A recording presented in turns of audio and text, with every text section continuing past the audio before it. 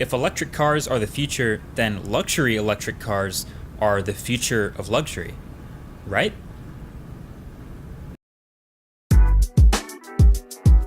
Hey, what is up guys, I'm KBHD here, and I spent a day with a completely unreleased future electric car called the Lucid Air, and the team behind it to take the closest look at it yet, and just to learn what the deal is with this car and the future of electric cars.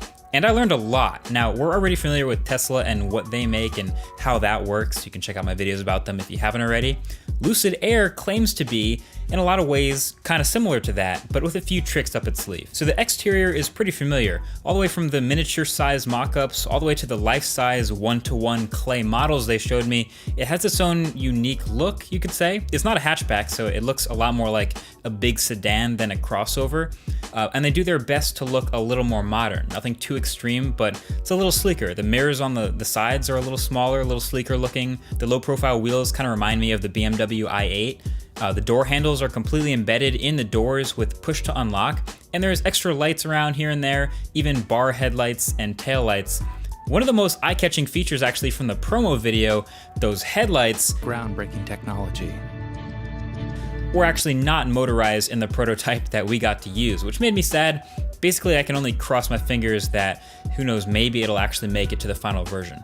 But the exterior, as clean as it is definitely not the reason people are interested in the Lucid Air. That would be the interior. One of the biggest complaints with Tesla actually is the interior just doesn't feel luxury enough for some people. I mean, it was never a problem for me, but the other people coming from, BMWs and high-end Mercedes and Porsches were actually kind of disappointed with the interior of the Tesla and pointed at that as being one of the biggest flaws for the price. Lucid Air is really attacking that luxury feel, 100%. They're going all out with material choices, the layout of the displays, the look and feel of everything to overall make the experience of sitting in the car, especially in the back seat, as dope as possible. So first of all, inside as the driver up front, naturally, you have a lot of control at your fingertips. So as soon as you sit in the driver's seat, you have 3 displays surrounding you, a touchscreen all the way up to the left with a bunch of vehicle controls, the heads-up display right behind the steering wheel with the most important information like your speed and the battery percentage, or maybe possibly the most beautiful charging indicator status I've ever seen. And then another touchscreen to the right of that with smart systems, things like navigation and contacts, etc. It kind of makes sense that a high-tech vehicle from the future has this many pixels laid out in front of you, but they seem smartly laid out and they have the features that are sort of complementing each other in the right spots in the car. And then on top of all of that, there's another touchscreen, a center console, where you can display navigation info and third-party apps and all kinds of stuff like that. But it's a little down and out of the way, so you can hide it at any time with a push of a button that actually reveals more center storage. So it seems to be a pretty solid balance between physical controls and touchscreen controls for things that you do with the vehicle every day from the front seat. And then the second thing you'll notice as a driver, or anyone in the front seat, is the windshield. It is awesome. It reminds me of what Tesla did with the Model X. The glass stretches basically from the hood right up all the way over your head to behind you. So it's just one big pane of glass. There's just light flooding in and you can see everything. It's kind of how the Lucid Air got its name. It creates a very open, airy experience where you can see all around you. And I guarantee that when this car is driving itself in a couple of years, it'll be that much cooler just looking around. It'll be a lot of fun to be a passenger. But there are some differences between this and the Model X. First off is that T column down the middle that you can see that holds an LED light strip. It's the ambient light and the rear view mirror and the sunshades. And a second thing, a switch for the electrochromic shading that will tint the ceiling from nearly transparent all the way to almost completely opaque. Now, unfortunately, this is also still in development and they couldn't show it to me working, but it seems to me that that would be really cool and also really expensive if you ever got a crack in your windshield. But either way, it's awesome to be able to look up at any time. And the way it is transparent, you can see, not just the clouds, but even skyscrapers when you're going through the city, or the stars at night since it's completely clear. Really cool stuff to be sitting in the front seat of this car.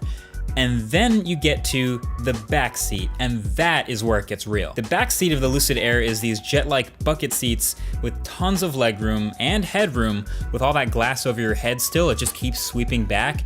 And the premium materials and the armrest and vents are all still there. You even get your own little console in the middle with climate control and seat recline controls.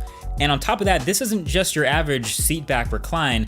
This is like, you're not gonna wanna call shotgun in this car. You're gonna want to sit in the back seat. These back seats recline way back, so far back, it kind of feels like a lie flat on an airplane. When you're all the way back, you're just kind of looking up at a clear pane of glass. So you can sit back and basically just stare at the sky for a long car ride as a passenger. That definitely feels like the future. The biggest sacrifice for the seats this far back is definitely the trunk space. For the size of the car and all its advantages, it maybe has one of the smaller trunks I've ever seen in a large sedan, but Lucid also does have a regular bench back seat version of this car that feels a little less luxury, but gets a lot of the trunk space back. So, you know, a little bit of a fair trade there. That'll probably sell a lot more in the US, and there's also a sizable front trunk in this car that's a lot bigger actually than the one that's in the Tesla as well. So there's a lot of cool stuff going on for the Lucid Air as an idea and as a product. The fact that this company, Lucid Motors, exists and is making a statement, like trying to make a product like this, is really interesting to me. Whether it actually comes out or not, it sheds a lot of light on what it looks like people are going to want from a car in the future, which doesn't just have to be a good driving car, but also has to be a good ride-sharing car and a good self-driving car, etc. So it's silent, huge, spacious, open, airy, high-tech, and oh, by the way, happens to have 1,000 horsepower and ridiculous performance, because electric cars can do that. Nice. So what do you think? Is this the future of luxury? I know I'm not against it, and I'm definitely rooting for companies like this to succeed, to be able to provide competition and make what we already have get better. So let me know what you guys think of the Air. Thanks for watching this one, and I'll talk to you guys in the next one. Peace.